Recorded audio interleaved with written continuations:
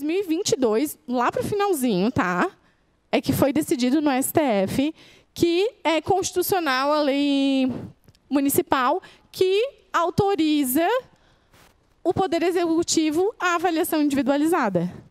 Porque isso era compatível já com a 160. Então, assim, essa história de que o IPTU era tranquilo, balela, o que é básico, do que é a base de cálculo, recentemente, que foi pacificada. E aí, para aproveitar e para que não corresse o risco que acontecesse essa discussão toda de novo, o que o legislador fez? Já fez a alteração também na Constituição. Então, apesar de o STF já ter decidido de fazer todo sentido, porque, aliás, era extrapolar muito o direito, era abusar do entendimento do STF, para garantir que a gente não teria mais esse tipo de problema, a emenda constitucional veio aqui trazer que compete aos municípios instituir o imposto sobre propriedade predial e territorial urbana, e aí lá no inciso, acrescentou o inciso 3, ter sua base de cálculo atualizada pelo Poder Executivo, conforme critérios estabelecidos em lei municipal. Ou seja, é uma patifaria. O município, a gente pode ficar colocando valor de qualquer jeito? Não. A gente só pode fazer o cálculo com base nos critérios estabelecidos na lei municipal. O que é ideal? Que o município já tenha essa previsão e os municípios que ainda não tenham bem certinho como é feito o cálculo, que tenham essa possibilidade.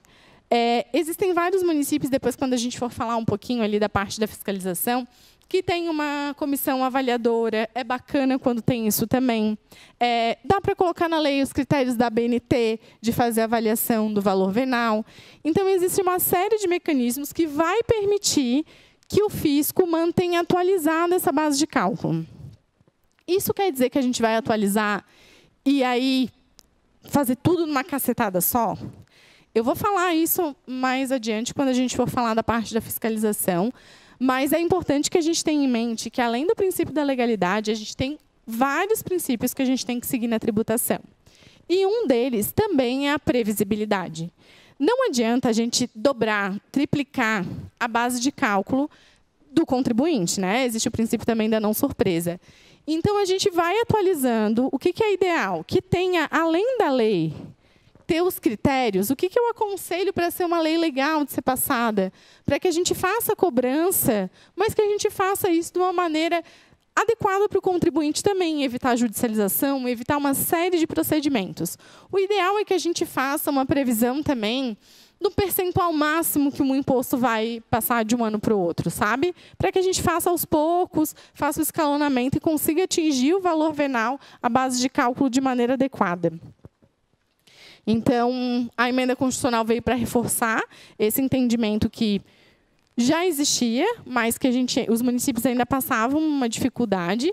E, assim, pasmem, esse julgado, ele foi porque tinha imóveis caríssimos em Brasília que estavam evitando o pagamento em São Paulo, estavam evitando o pagamento do IPTU, dizendo que não estava na planta genérica de valores da época. Então, assim, não é que era tranquilinho. Bom, e a sujeição passiva? Bom, aquilo que a gente já sabe, né? O contribuinte do imposto é o proprietário do imóvel ou titular do seu domínio útil ou seu possuidor a qualquer título. Quando a gente fala do possuidor a qualquer título, é qualquer possuidor? Não é qualquer possuidor. Qual que é esse possuidor? É aquele que a gente diz que ele tem animus domini, ou seja, que ainda que ele não seja o proprietário, seja porque o proprietário, como está previsto no direito civil, porque ele tem a matrícula, está averbado no registro de imóveis, que ele seja, mesmo que não seja, ou que esteja no nome de outro, que ele possua alguma propriedade, alguma característica da propriedade. Ou seja, que ele usufrua daquele bem. Tá? Então, quando a gente vai lá fazer a locação de um imóvel, é muito comum que se coloque que quem está alugando, o locatário, vai ser o responsável pelo pagamento do IPTU. Mas ele não pode ser, porque ele não é o possuidor com animus domini, com a possibilidade de ter aquela propriedade, ele só não formalizou. Isso geralmente está no contrato, mas o que aplica no contrato não é oponível para a fazenda pública. Isso quer dizer que, ainda que ele não pague, o proprietário, lá, o locatário, pode tentar cobrar dele por outras vias. Mas, para a fazenda pública, é o proprietário do imóvel que é o contribuinte. E eu acho que daí isso vocês devem sofrer bastante na parte da sujeição passiva, também na cobrança da dívida ativa, né? Porque eu acredito que o problema do... Não sei qual o tanto de IPTU que vocês têm lá. Se é muito, se tem muita cobrança de IPTU. Ah, é bastante? Não, não é pouco, não. É bastante cadastro. Se a maioria é rural, é bastante mesmo. E... Opa! Acho que eu... Deixei alguma coisa aqui. E vocês têm muito problema de cobrança do IPTU? É.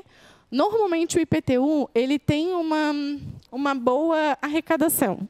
Porque mesmo que a constituição dele, a sujeição passiva não esteja certa, e normalmente, quando a gente tem problema, é na sujeição passiva que a gente tem o problema, normalmente, mesmo que esteja no nome do outro, é comum haver o pagamento do tributo. Mas, quando a gente tem problema de correção cadastral, a maioria das vezes que a gente tem na cobrança é o problema da sujeição passiva. Então, aqui o que eu falei, né? O locatário é simulado, inclusive isso. O locatário ele não possui legitimidade ativa, sequer para discutir. Então, o contribuinte quer rever o IPTU. O locatário não pode ir lá solicitar qualquer tipo de alteração. Isso aqui, às vezes, dá bastante problema no cadastro. E depois, quando a gente for falar da parte de ação do lançamento mesmo do IPTU, a gente vai ver que o grande problema no lançamento do IPTU é cadastro. E acontece bastante de ter problema por causa disso aqui. Porque uma pessoa que não é o contribuinte, que não tem legitimidade, vai lá e faz uma solicitação para uma alteração cadastral, e daí escangalha com o nosso cadastro, e aí a gente vai ter um lançamento que não vai estar correto. Então, essa parte é bem importante. Qualquer alteração no IPTU, qualquer alteração, a gente sempre pede procuração, vê se realmente ele é o proprietário. Uma coisa que é bem legal também... Ah, mas não tem matrícula. É um cadastro que não tem matrícula. Mais importante ainda, eu não sei se eu coloquei no material, agora estou na dúvida. E eu botei bastante material, mas não lembro se eu botei. Que é o termo de propriedade. A gente fez um modelinho, isso é muito importante para o lançamento do IPTU depois. Ele vem pedir qualquer alteração. A gente bota o termo de posse.